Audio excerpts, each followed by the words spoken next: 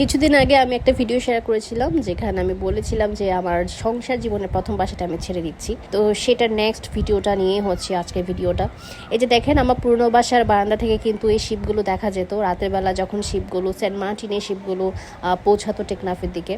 আর আমার পুরান সেই বাসাটা আমি ছেড়ে দিচ্ছিলাম, যে এই বাসাটা থেকে আমার সংসার জীবনের প্রথম সংসারটা আমি শুরু করেছিলাম। আমার অনেক শখের একটা বাসা ছিল এটা।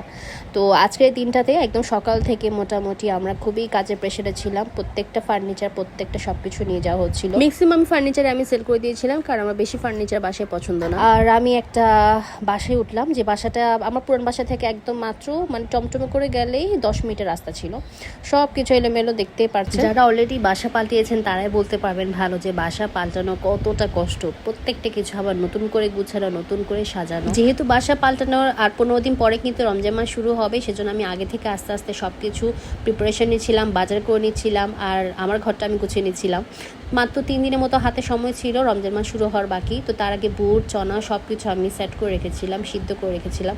আর এই ফাঁকে নতুন কিচেনটা গুছিয়ে নিচ্ছিলাম। আমি শুধুমাত্র গেস্ট রুমটা সেট করে ফেলেছি আমার শ্যুটের জন্য। রান্নাবান্না যতগুলো ভিডিও ফুটেজ আমি নিব সবকটা আমার গেস্ট রুমে কিন্তু নিতাম। আর দিনের আলোতে এত ভালো ভিডিও শ্যুটটা হতো। এই নতুন বাসে ওঠার পর যতগুলো আমি রান্নাবান্না ভিডিও শ্যুট করেছিলাম, ম্যাক্সিমাম রান্না ভিডিও আমার ভাইরাল হয়েছিল। আর এই যে দেখেন, কিচেনের সামনে যে টেবিলটা দেখতে পাচ্ছেন, এটা আমি শুধুমাত্র আলাদা করে বানিয়েছিলাম যাতে করে আমি এই সামনে ভিউটা পাই। এই সামনে ভিউটা ছিল বৃষ্টি হওয়ার আগ মুহূর্ত পর্যন্ত। তো এটা আমার কিচেন থেকে কিন্তু এটা পুরোটা শো হতো। আমি এখানে রান্নাবান্না করতাম, আবার গেস্ট রুমে যেতাম আমি ভিডিও শ্যুট, ফটোশ্যুটের জন্য। আমার পুরো বাসাটা একদম আলো বাতাসে ভরপুর ছিল। যারাই আমার বাসা আসতো সবাই বলতো একদম বেস্ট একটা বাসা নিয়েছেন। আপনাদেরকে তো শুধু বাসাটা দেখালাম, বেস্ট একটা জিনিস এবার দেখাই। এটা হচ্ছে ছাদের ভিউ। আমরা বাসার উপরে যে ছাদ আছে, একদম 5 তলা পর্যন্ত হচ্ছে বিল্ডিংটা, 6 তলায় ছাদ। আর এই 6 তলা ছাদ থেকে সামনে দেখতে পাচ্ছেন একদম নদী, আর ওপারে হচ্ছে মায়ানমারের পাহাড়, একদম ঝাপসা দেখা যাচ্ছে। যখন রোদ উঠে তখন একদম পাহাড়টা ক্লিয়ারলি দেখা যায়। আর এই যে দেখেন, লবণ চাষ করা হচ্ছে, পানি পানি যে জায়গাগুলো দেখছেন। আর এখানে পুরোটা হচ্ছে ট্রাক রাখা হতো সামনের দিকে। আর এটা পুরোটা হচ্ছে মেইন রোড, আমার বাসা একদম মেইন রোডের কাছে। আর এই লাল বাসগুলো দেখতে পাচ্ছেন, এগুলো হচ্ছে ঢাকায় যায়, কক্সবাজার থেকে এই বাসগুলো ঢাকার দিকে যায়। এখান থেকে অনেক যাত্রীরা উঠানামা করে। এই বিল্ডিংয়ে মোটামুটি 5 থেকে 6টার মতো ক্যামেরা ছিল, নিচের তলা থেকে উপরতলা ছাদ পর্যন্ত। সো অনেক বেশি সেফটি ছিল এই জায়গাটায়। আর এক সাইডে শহরের ধাঁচ, এক সাইডে গ্রামীণ ধাঁচ ছিল।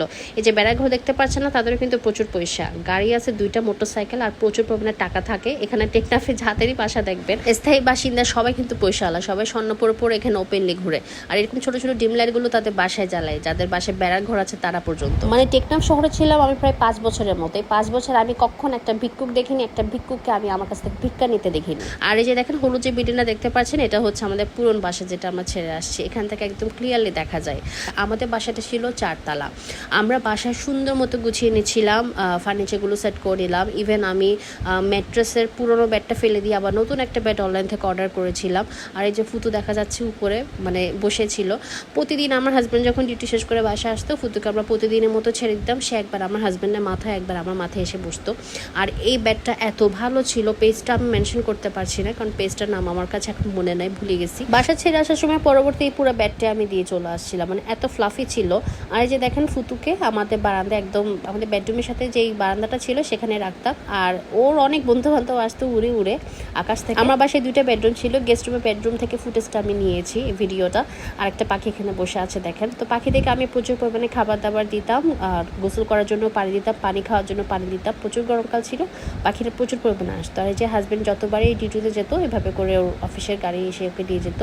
আর ততবারই আমি দেখতাম, জানলা দিয়ে দেখতাম। বারান্দা থেকেও দেখা যেত মেইন রোডটা, আবার জানালা থেকেও কিন্তু দেখা যেত। এরই মধ্যে রমজান মাস শুরু হয়ে গিয়েছিল। হঠাৎ আমি একদিন দেখলাম একটা সাদা ধবধবে সাদাই কবুতরটা কিন্তু আমার জানলা দিয়ে ঠোকর দিচ্ছিল বারবার।